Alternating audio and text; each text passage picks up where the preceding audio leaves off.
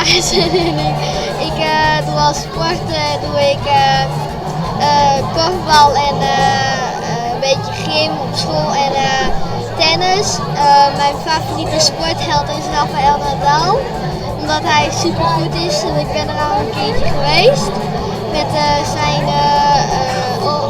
optredens niet, maar met zijn tennis dingen. En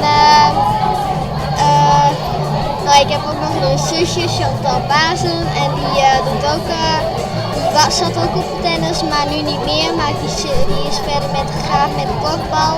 En ik zit in de D1 met korfbal en het is wel ik heb een heel leuk groepje en het is